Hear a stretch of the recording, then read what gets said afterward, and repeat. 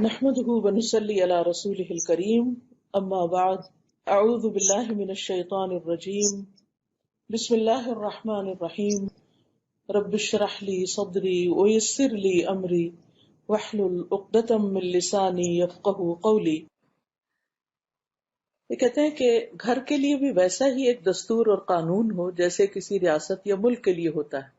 کسی بھی آرگنائزیشن کے لیے، کسی اسکول کے لیے، کسی کلب کے لیے، کسی جگہ بھی جب چار انسان اکٹھے ہوتے ہیں تو وہ اپنا کچھ اکٹھے رہنے کا اصول ضابطہ بناتے ہیں. ڈاکٹر عبد الکریم بکار یہ شامی شہری ہیں، سیریا کے ایک شخص ہیں اور معاشرے میں ذات اور اجتماعی تعلق اور تربیت اور اسلامک ریوائول پر ریسرچر ہیں. دنیا بھر میں اپنے منفرد مقالات کی بنا پر جانے پہچانے جاتے ہیں. اسی موضوع پر 40 سے زیادہ کتابوں کے مؤلف ہیں، یعنی اسی ٹاپک پر انہوں نے 40 بکس لکھی ہیں. سعودی عرب کی ہر یونیورسٹی میں پڑھا چکے ہیں، یعنی جا کے وہاں پر لیکچرز دے چکے ہیں.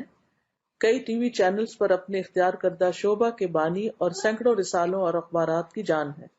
وہ کہتے ہیں کہ والدین ہرگز اس بات کے انتظار میں نہ رہیں کہ تربیت گاہیں اپنے فرائض پورے کر کے ان کی اولاد کو اچھا شہری بنائیں گی.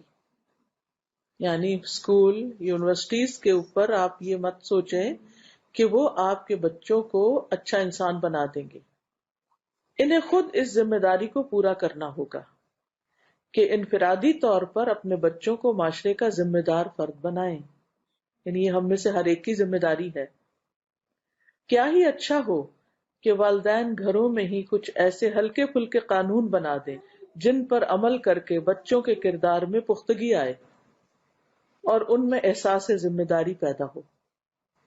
تو کیا کریں؟ گھروں میں کچھ ایسے ہلکے پھلکے قانون بنائیں کہ جس سے وہ ان کے اندر احساس ذمہ داری ہو. ساتھ ہی انہوں نے اس ضمن میں چند لاہ عمل طے کیے ہیں، یعنی کچھ چیزیں بتائی ہیں. والدین کو ان میں جو مناسب لگے وہ اختیار کر لیں یا ان میں کچھ کمی بیشی کر لیں. نمبر 1، گھر کے اصول یا قانون کیا ہیں؟ گھر کا ہر فرد نماز کو اس کے وقت پہ ادا کرے گا. یعنی دس از اے رول. جیسے کلاس روم رولز ہوتے ہیں، ایسے یہ بھی رولز ہیں کہ گھر کا ہر شخص نماز کو وقت پہ ادا کرے گا. نمبر 2، برائے مہربانی اور شکریہ کے کلمات بنیادی ضوابط ہوں گے جن سے کوئی بھی بری نہیں ہوگا. ہر ایک کو شکریہ بولنا ہوگا اور ہر ایک کو پلیز کہہ کے بات کرنی ہوگی. نمبر 3، کوئی مار پٹائی، کوئی گالم گلوچ اور کوئی بھی لان تان والی ایسی بات نہیں ہوگی جس سے بدذوقی کا احساس ہو. یعنی گھر میں فاؤل لینگویج یوز نہیں ہوگی. اگر اصول بن جائیں گے نا، پھر جب کوئی شروع کرے گا تو کیا ہوگا، اس کو سٹاپ کیا جائے گا. نمبر 4، اپنے محسوسات اور خیالات کو ادب اور احترام اور وضاحت کے ساتھ بتا دیں کہ آپ کی ایکسپیکٹیشنز کیا ہیں. How do you feel. دوسرے کو بتا دیں کہ آپ کو کیا چیز اچھی نہیں لگتی. مثلا آپ سو رہے ہیں تو آپ کو نہیں پسند کہ کوئی آپ کے کمرے کی لائٹ کھول دے یا کوئی شور کرے باہر، یا جو بھی آپ کے رولز اینڈ ریگولیشنز ہیں. یا یہ کہ آپ ایک ٹائم فکس کریں کہ ہم عصر سے مغرب کے بیچ میں آدھا گھنٹہ 15 منٹ ہم بیٹھیں گے اور ہم سب مل کے کوئی اچھی کتاب پڑھیں گے، بک ریڈنگ کریں گے یا قرآن پڑھیں گے یا جو بھی، ان کے ساتھ رولز بنا لیں. نمبر 5، جو کوئی بھی جس چیز کو دروازہ، کھڑکی، ڈبہ، پلیٹ کھولے گا اسے بند بھی کرے گا. کچھ گر جائے تو اسے خود اٹھائے گا، یعنی گر گیا تو امی اٹھا لیں گی پیچھے سے، اور اس جگہ کو اس سے زیادہ صاف کر کے چھوڑے گا جیسے پہلے تھی.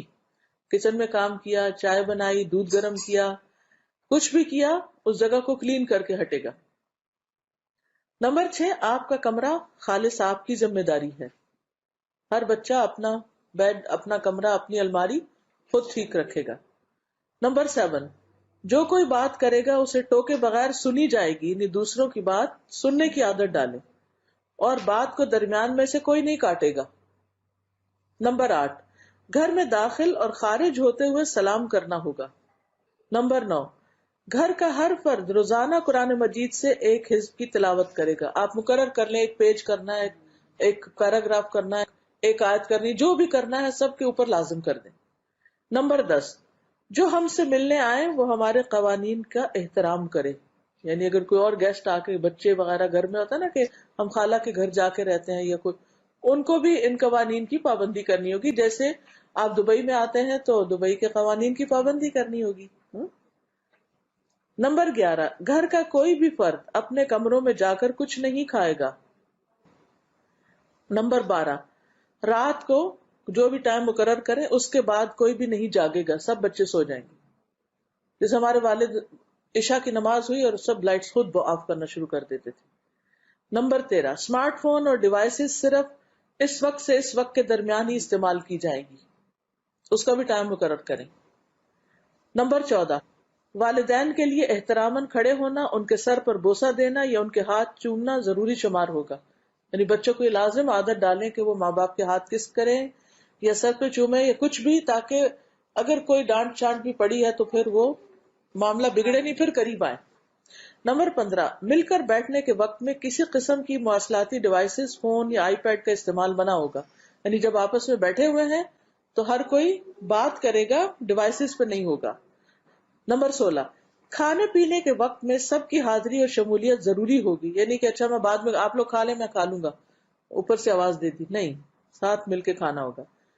نمبر 17، رات کو اس وقت کے بعد یعنی جو بھی آپ وقت مقرر کریں کسی قسم کی تعلیمی سرگرمی کی بھی اجازت نہیں ہوگی، اس سے پہلے اپنے پروجیکٹ پورے کرو.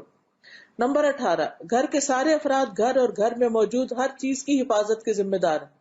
مطلب پانی بہ رہا ہے یا بجلی ضائع ہو رہی ہے یا کوئی اور چیز ٹوٹ گئی ہے تو یہ نہیں کہ یہ تو امی ابا کا فرض ہے وہ آئیں گے یا سرونٹ کا کام ہے وہ کرے گا، نہیں، آپ کو فوراً اٹھ کے وہ چیز ٹھیک کر دینی چاہیے.